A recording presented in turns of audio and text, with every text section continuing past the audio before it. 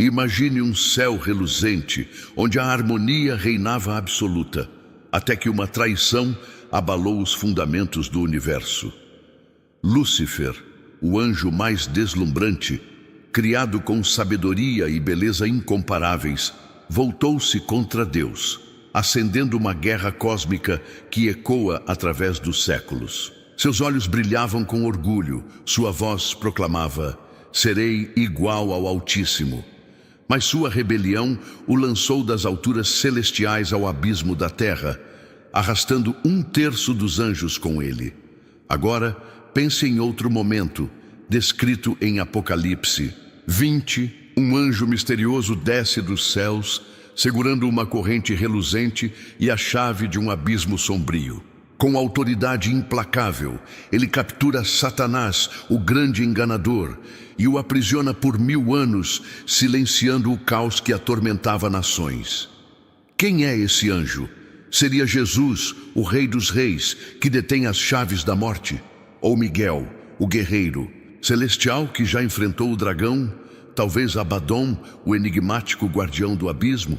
A Bíblia guarda o nome em segredo, mas o mistério pulsa com significado. Essa não é apenas uma história de anjos e batalhas celestiais. É sobre orgulho, redenção e o destino da humanidade. O que a queda de Lúcifer e a prisão de Satanás revelam sobre nossas escolhas? Como esses eventos, separados por eras, se conectam à sua vida hoje? Prepare-se para uma jornada que vai desafiar sua mente, tocar seu coração e responder à pergunta: de que lado você está nessa batalha eterna? Fique conosco, porque o que vem a seguir vai te surpreender. Se você ficou intrigado com essa batalha cósmica e quer descobrir o que ela significa para você, inscreva-se agora e deixe um like para não perder nenhum detalhe. Vamos juntos desvendar quem é esse anjo misterioso e como sua missão impacta nossa vida. Nos comentários conte: você acha que o anjo é Jesus, Miguel ou outro ser celestial? Sua opinião importa. Compartilhe este vídeo com alguém que precisa ouvir essa mensagem e continue assistindo, porque a história de Lúcifer e o destino de Satanás estão apenas começando. Vamos mergulhar nessa aventura espiritual agora. Acabamos de vislumbrar um céu abalado pela traição de Lúcifer e o mistério de um anjo que silencia Satanás. Mas como tudo começou? Para entender o peso dessa batalha cósmica, precisamos voltar ao princípio, ao momento em que um anjo radiante criado com perfeição escolheu o orgulho em vez da obediência. Lúcifer, cujo nome significa portador da luz, não era um anjo qualquer.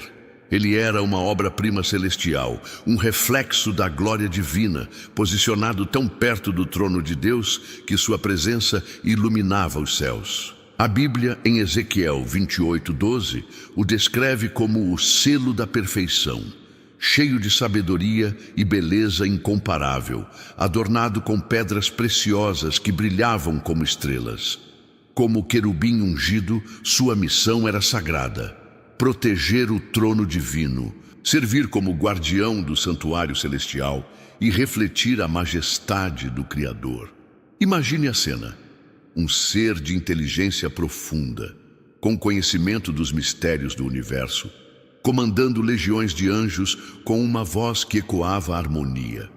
Sua beleza não era apenas física, era uma manifestação da glória de Deus, como se ele fosse um espelho vivo do divino. Lúcifer sabia disso. Ele via os anjos o reverenciarem, sentia o peso de sua posição elevada. Mas algo começou a mudar em seu coração. A mesma sabedoria que o tornava único alimentou uma ideia perigosa. Por que deveria haver alguém acima dele? Se ele era tão glorioso, tão perfeito, por que não poderia ser igual ao Criador? Ezequiel 28:17 revela o momento crítico. Teu coração se encheu de vaidade por causa de tua beleza, e tua sabedoria foi corrompida pelo teu esplendor. O orgulho, sutil como uma sombra, enraizou-se em sua alma. Esse orgulho não era apenas vaidade, era uma ambição audaciosa. Em Isaías 14:13-14, Lúcifer proclama seu desejo proibido. Subirei aos céus, erguerei meu trono acima das estrelas de Deus, serei semelhante ao Altíssimo. Ele não queria apenas poder, queria a posição de Deus, a adoração devida, apenas ao Criador. Para ele parecia lógico. Ele compreendia mistérios que outros anjos não alcançavam. Sua beleza refletia a glória divina como nenhuma outra criatura, e sua autoridade era inquestionável.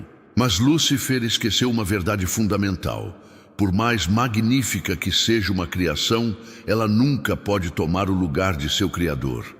Essa ambição desencadeou uma revolta que mudaria o destino do universo. Mas, e se houvesse algo mais por trás desse orgulho?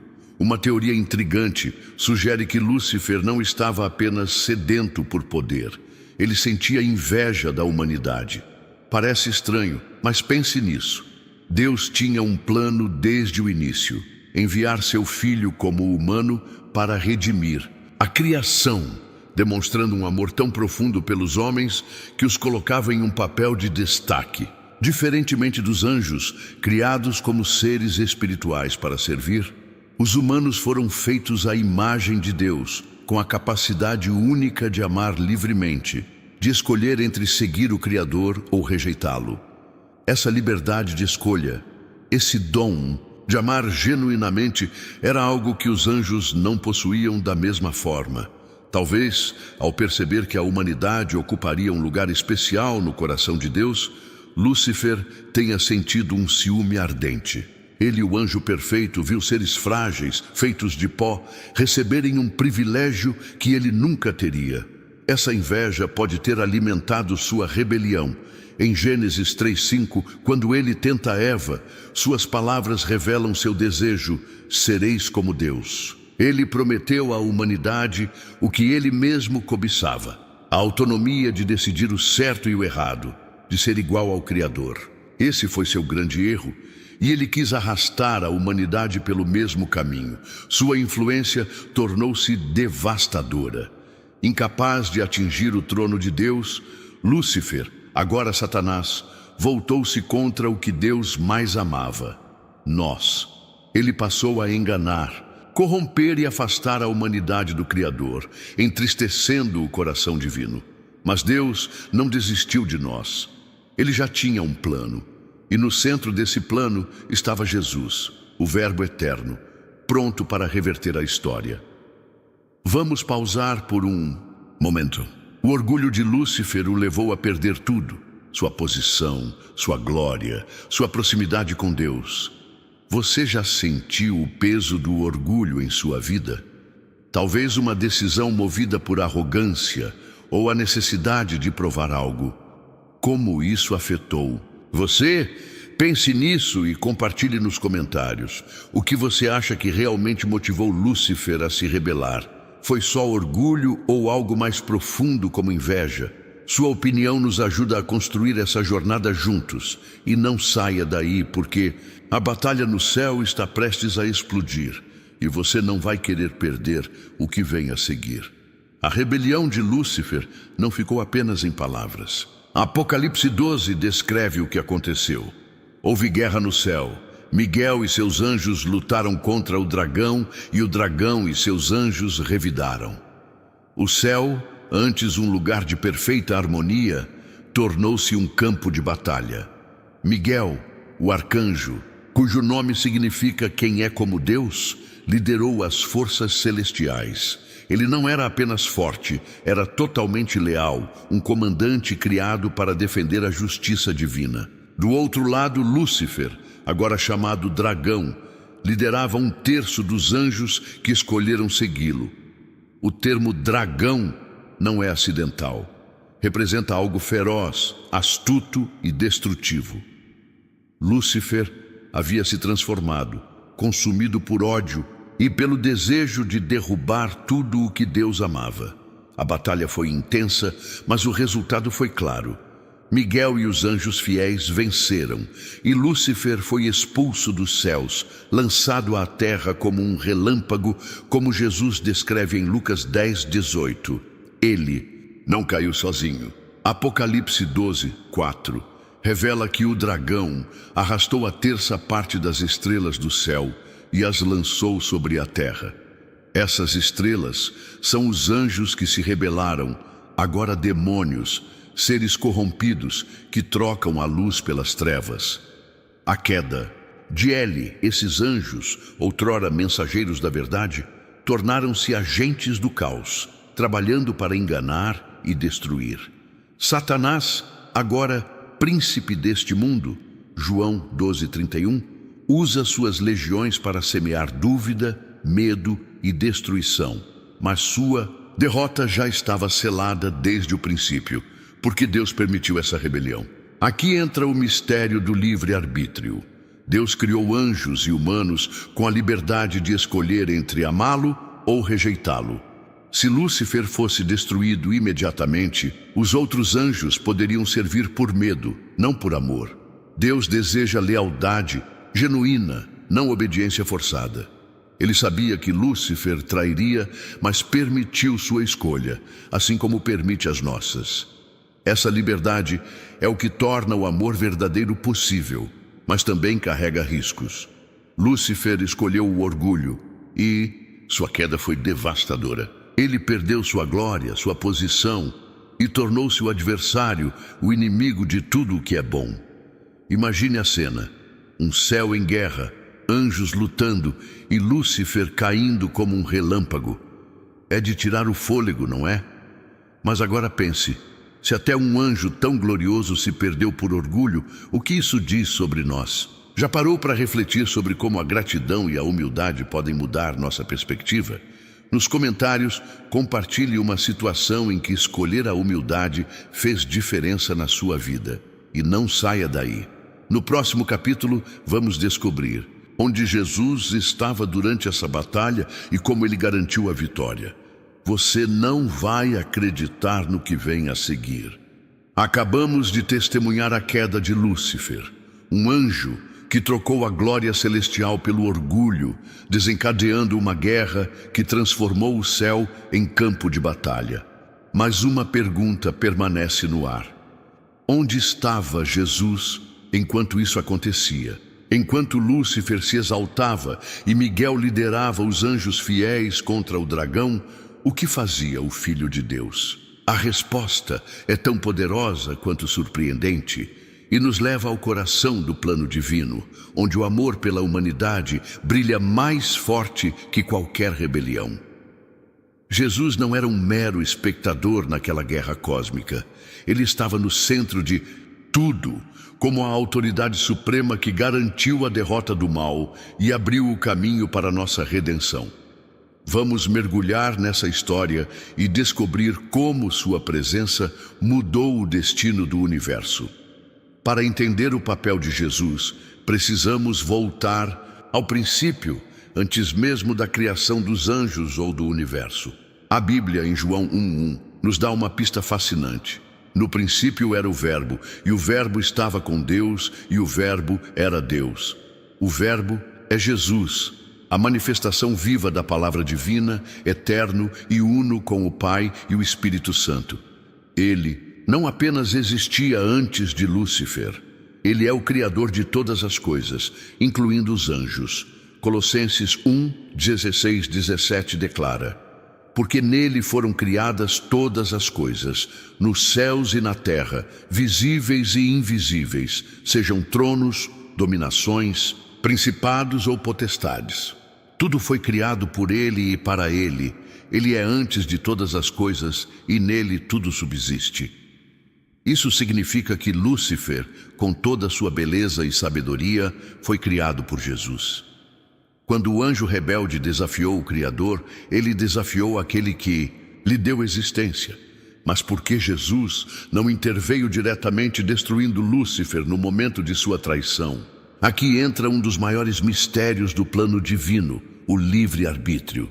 Deus criou anjos e humanos com a liberdade de escolher entre amá-lo ou rejeitá-lo. Se Jesus tivesse aniquilado Lúcifer imediatamente, os outros anjos poderiam obedecer, por medo, não por amor genuíno. Deus deseja lealdade sincera, um amor que nasce da escolha, não da coerção.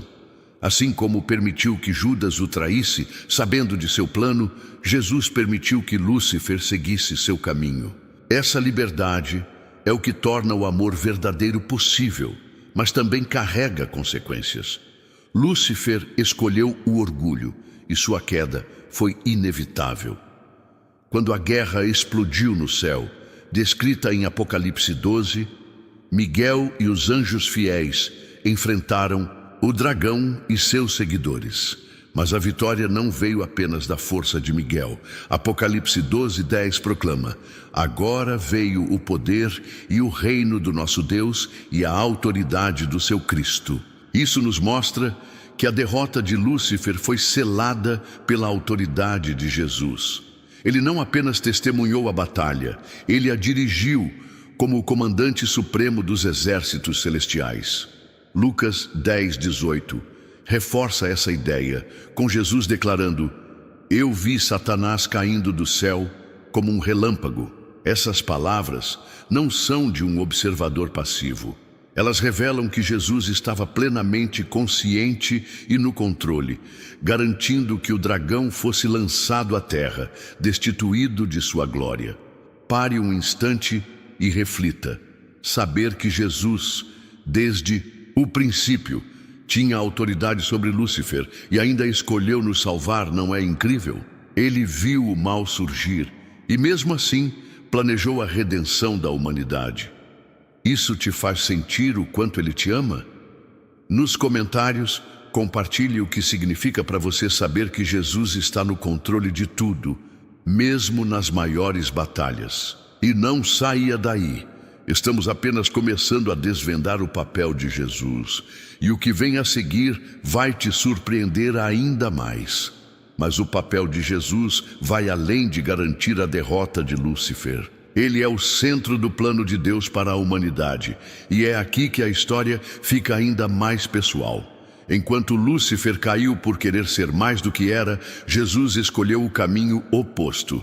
Hebreus 2:14 nos diz que ele se fez humano, compartilhando nossa carne, para destruir o poder da morte e nos libertar. Que contraste impressionante! Lúcifer quis subir aos céus e caiu. Jesus desceu do céu e nos elevou. Esse amor sacrificial é a essência do Evangelho e estava em ação mesmo durante a rebelião celestial. Deus sabia que a humanidade, tentada por Satanás, precisaria de um Salvador. Jesus não apenas observou a queda do dragão, ele já preparava o plano que culminaria na cruz. Porque a humanidade era tão importante para Deus? Porque fomos criados à sua imagem, com a capacidade única de amá-lo livremente. Diferentemente dos anjos, que servem por design, os humanos podem escolher amar ou rejeitar o Criador. Essa liberdade emocionou o coração de Deus, mas também provocou a inveja de Lúcifer. Quando ele viu que os humanos ocupariam um lugar especial, no plano divino, sua rebelião ganhou um novo alvo. Expulso dos céus, Satanás voltou sua fúria contra nós. Ele não podia atingir o trono de Deus, então atacou o que Deus mais amava. Em Gênesis 3, ele enganou Eva, prometendo que ela seria como Deus, o mesmo desejo que o consumia. Desde então, Satanás trabalha para nos afastar do Criador, semeando mentiras, medo e destruição. Mas Jesus nunca nos abandonou. Sua autoridade é absoluta, como ele declara em Mateus 28:18, após a ressurreição: toda a autoridade me foi dada no céu e na terra. Quando Lúcifer tentou roubar a glória de Deus, foi a soberania de Jesus que garantiu sua derrota. Quando Miguel lutou contra o dragão, foi sob o comando de Cristo que a justiça prevaleceu. E quando Satanás caiu, Jesus já planejava a redenção que nos alcançaria.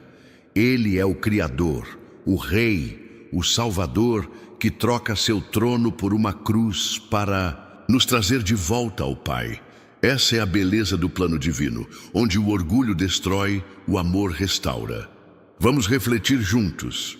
Deus valoriza tanto nossa liberdade de escolha que permitiu até a rebelião de Lúcifer. Como você está usando sua liberdade hoje? Você já fez uma escolha que te aproximou ou te afastou de Deus? Nos comentários, compartilhe uma decisão que marcou sua jornada espiritual. E não perca o próximo capítulo. Vamos descobrir quem é o anjo misterioso que prende Satanás em Apocalipse 20. Será Jesus, Miguel ou algo completamente inesperado? Fique ligado, porque o mistério está prestes a se intensificar. Acabamos de ver Jesus no centro da batalha celestial, garantindo a derrota de Lúcifer com sua autoridade suprema, enquanto planejava a redenção da humanidade. Sua escolha de descer em humildade, ao invés de buscar exaltação como o dragão, nos mostra o poder do amor divino. Mas a história do conflito entre o bem e o mal não termina com a queda de Satanás do céu. Milênios depois, a Bíblia nos leva a um momento de tirar o fôlego, descrito em Apocalipse 20. Um anjo misterioso desce com uma corrente reluzente e a chave de um abismo sombrio, aprisionando Satanás por 1000 anos.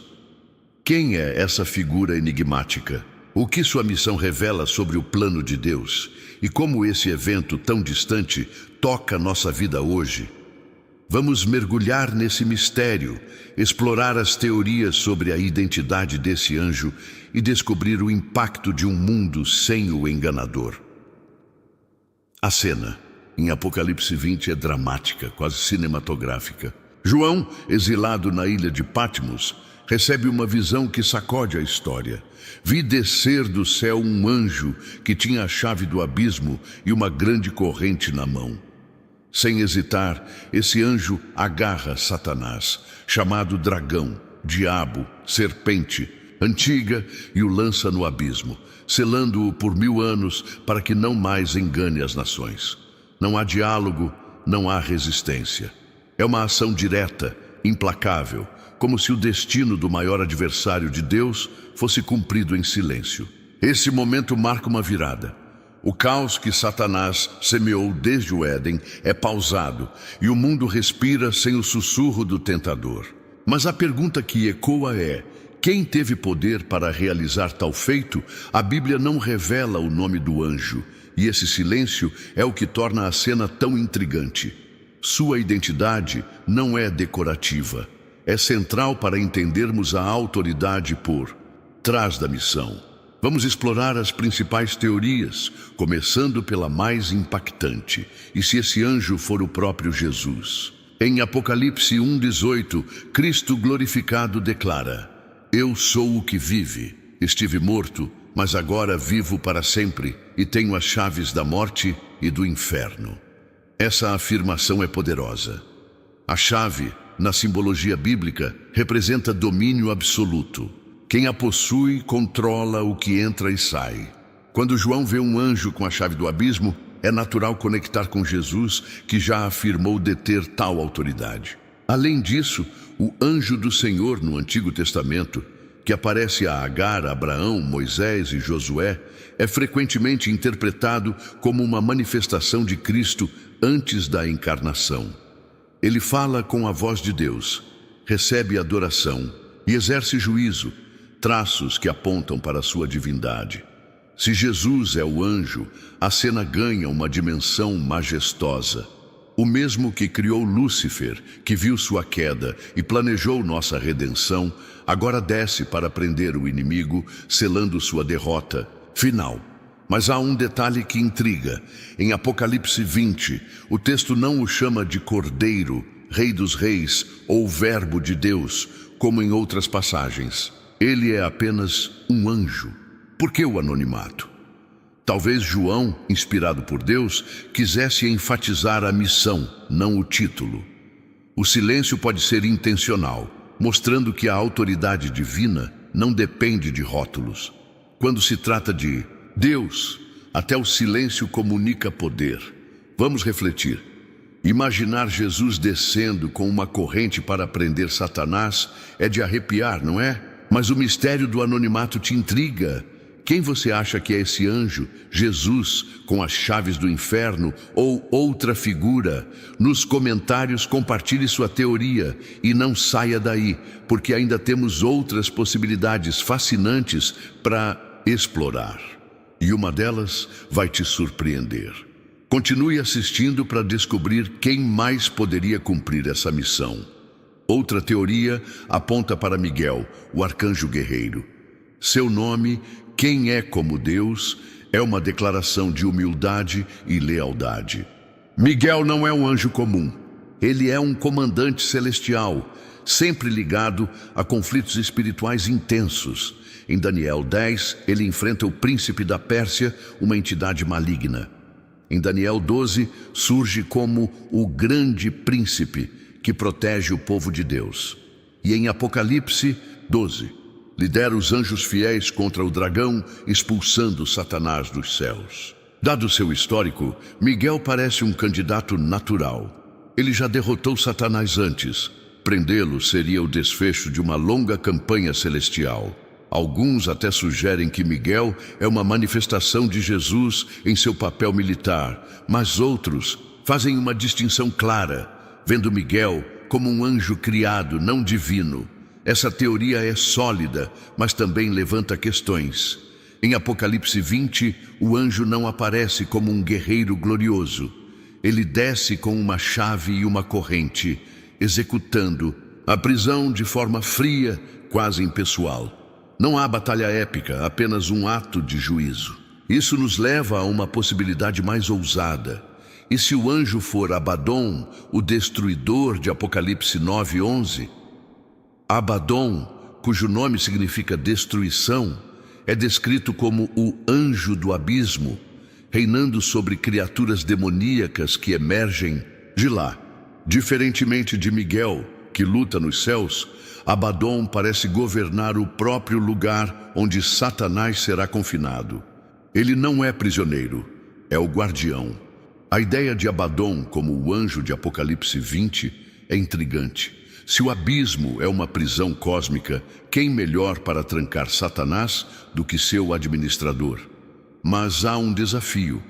Apocalipse 9 associa Abaddon a seres demoníacos, o que leva alguns a vê-lo como maligno. No entanto, a Bíblia não o classifica explicitamente como tal. Deus usa anjos com missões destrutivas, como instrumentos de juízo, como o anjo que feriu os primogênitos no Egito, Êxodo 12:23. Abaddon pode ser um desses agentes, temido, mas obediente. Se for ele, a prisão de Satanás ganha uma camada de ironia cósmica. O destruidor torna-se o carcereiro do destruidor, como se o abismo ganhasse vida para dizer: aqui, Satanás, é teu lugar. Por fim, há quem defenda que o anjo é apenas isso, um servo celestial anônimo, sem nome ou título, cumprindo a vontade de Deus. Essa leitura destaca a soberania divina. Não importa quem executa a tarefa, o que importa é quem a ordenou. O anonimato reforça que a glória pertence a Deus, não ao mensageiro. Seja Jesus, Miguel, Abaddon ou um anjo desconhecido, a mensagem é clara. O mal que enganou nações desde o Éden foi silenciado. Durante 1000 anos, Satanás não pode atuar, e o abismo, selado por uma ordem divina, torna-se sua prisão.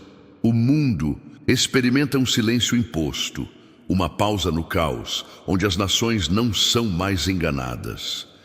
Imagine um mundo sem as mentiras de Satanás, sem tentações sussurrando em nossos ouvidos. Como isso mudaria sua vida? Talvez menos dúvidas, menos conflitos internos. O que você faria com essa liberdade? Nos comentários, conte como a ideia de um mundo sem o enganador te inspira. E não perca o próximo capítulo. Vamos explorar o que acontece durante esses 1000 anos e como essa história se conecta à sua vida hoje. Fique ligado, porque a resposta vai te fazer refletir profundamente. Acabamos de desvendar o mistério do anjo que prende Satanás, silenciando o maior enganador por 1000 anos num abismo selado. Seja Jesus, Miguel, Abaddon ou um servo anônimo, sua missão foi clara. O mal foi contido e a autoridade de Deus brilhou. Mas o que acontece durante esses 1000 anos? O que significa esse período chamado milênio? E mais importante, como ele se conecta à nossa vida hoje? Essa pausa no caos não é apenas um evento futuro.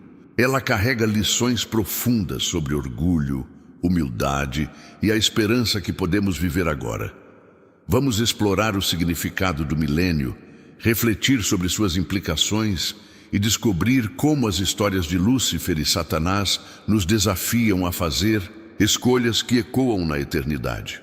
O milênio descrito em Apocalipse 20 é um tempo em que Satanás, o dragão, está aprisionado, incapaz de enganar as nações. Imagine um mundo sem o sussurro do tentador, sem as mentiras que dividem, sem as tentações que nos afastam do bem.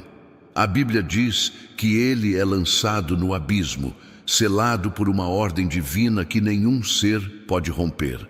Esse selo não é um cadeado físico, mas um decreto celestial, uma prova do poder absoluto de Deus. Durante esse período, o caos que marcou a história, desde a serpente no Éden até as nações agitadas por enganos, é suspenso. É como se o mundo respirasse aliviado, livre da influência daquele que por séculos manipulou reis, mentes e multidões. Mas o que é exatamente esse milênio? Os estudiosos da Bíblia oferecem diferentes interpretações, cada uma com suas nuances. Os pré-milenistas creem que será um reinado literal de Cristo na Terra por 1000 anos. Uma era de paz onde a justiça divina governa diretamente. Os amilenistas veem o milênio como um período simbólico, representando o reinado de Cristo nos corações dos fiéis, já em curso desde sua ressurreição.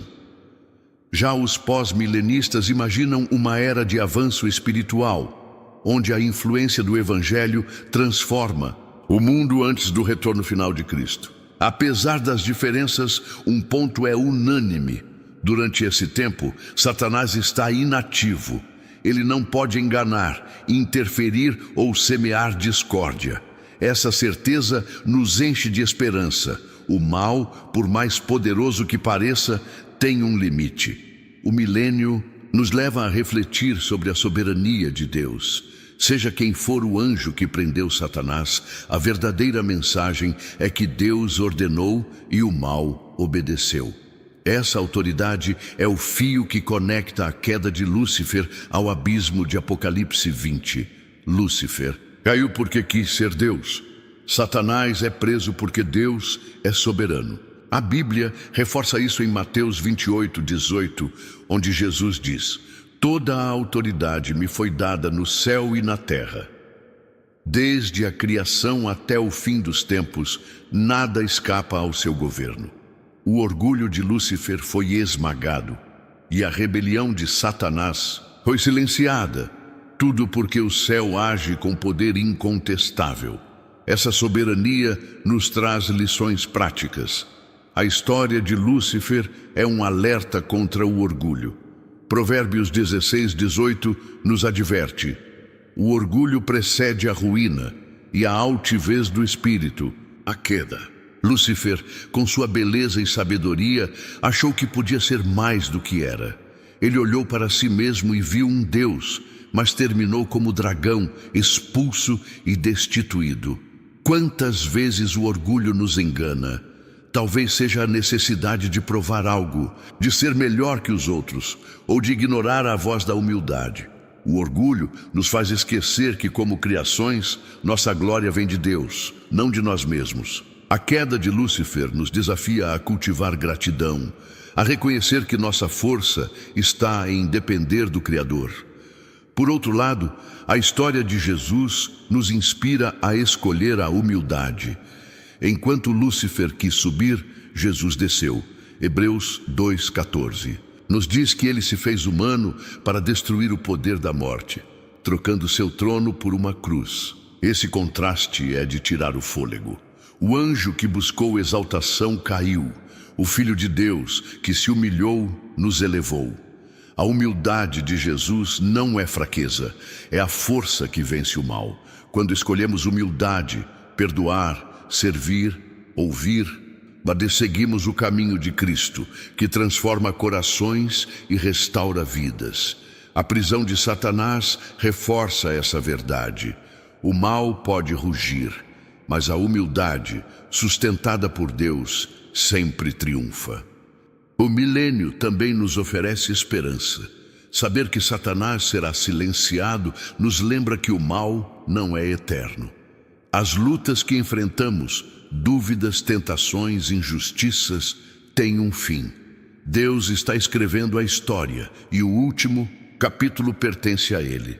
Essa esperança não é apenas para o futuro, ela nos sustenta hoje.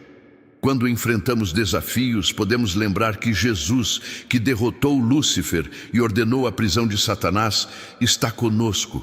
Ele nos convida a viver na luz, a escolher o amor em vez do orgulho, a confiança em vez do medo. Romanos 8,37 nos assegura: em todas estas coisas somos mais que vencedores por meio daquele que nos amou. Vamos parar por um instante. Imagine saber que o mal será silenciado e que Deus está no controle. Isso não te enche de esperança? Como essa promessa impacta sua fé hoje? Talvez seja a força para enfrentar um desafio ou a coragem para escolher a humildade. Nos comentários, compartilhe. O que a ideia do milênio, um tempo sem o enganador, significa para você? E não saia daí. No próximo capítulo, vamos reunir todas essas lições e te desafiar com uma escolha que pode mudar sua vida. Fique ligado, porque o final vai tocar seu coração. As histórias de Lúcifer e do anjo misterioso nos confrontam com uma escolha. De que lado estamos? O orgulho de Lúcifer nos leva à destruição, como vimos em sua queda, transformado em demônios que espalham trevas. Mas Jesus nos chama à redenção, à humildade, à vida. Ele nos oferece liberdade, mas a decisão é nossa. Cada escolha que fazemos, perdoar ou guardar rancor, servir ou buscar glória, ecoa na eternidade. A prisão de Satanás nos mostra que o mal não tem a última palavra. Deus a tem. E Ele nos convida a viver de acordo com essa verdade. Confiando em seu amor, vivendo em sua luz. A batalha cósmica não terminou, mas a vitória já está garantida por aquele que desceu, venceu e reina para sempre. Acabamos de explorar o milênio, um tempo em que o mal é silenciado, e vimos como as histórias de Lúcifer e do anjo misterioso nos desafiam a escolher entre orgulho e humildade. Desde o céu abalado pela rebelião de Lúcifer até o abismo que prende Satanás, uma verdade ressoa: Deus está no controle. A queda do anjo mais glorioso nos alerta sobre o perigo do orgulho, enquanto a vitória de Jesus, que desceu em amor para nos salvar, nos enche de esperança. O anjo de Apocalipse 20, seja Jesus, Miguel, Abaddon ou um servo anônimo, cumpre a vontade divina, provando que o mal, por mais feroz, não tem a última palavra. Essa jornada cósmica não é apenas sobre anjos ou batalhas distantes. Ela fala de nós, das escolhas que fazemos e do lado que escolhemos na batalha eterna entre luz e trevas. Agora a pergunta é: onde você está nessa história? Reflita por um momento. O orgulho de Lúcifer o levou à ruína, mas a humildade de Jesus nos trouxe redenção. Cada dia enfrentamos escolhas que ecoam essa batalha. Escolhemos perdoar ou guardar rancor, servir ou buscar glória. A Bíblia nos assegura que a vitória já está garantida. Romanos 8,37 diz: somos mais que vencedores por meio daquele que nos amou. Jesus, que derrotou Lúcifer, prendeu Satanás e morreu por nós, nos convida a viver na luz. A salvação está disponível hoje e a decisão é sua. Você está do lado da luz, confiando no amor de Cristo ou deixando o orgulho te guiar por caminhos incertos? Essa história nos lembra que a luz sempre vence as trevas. O milênio é uma promessa de que o mal será silenciado, mas você não precisa esperar para viver essa esperança. Escolha a humildade, escolha o amor, escolha Cristo. Ele transformou a cruz em vitória e oferece liberdade a todos que o seguem. Então, o que você vai fazer com essa mensagem?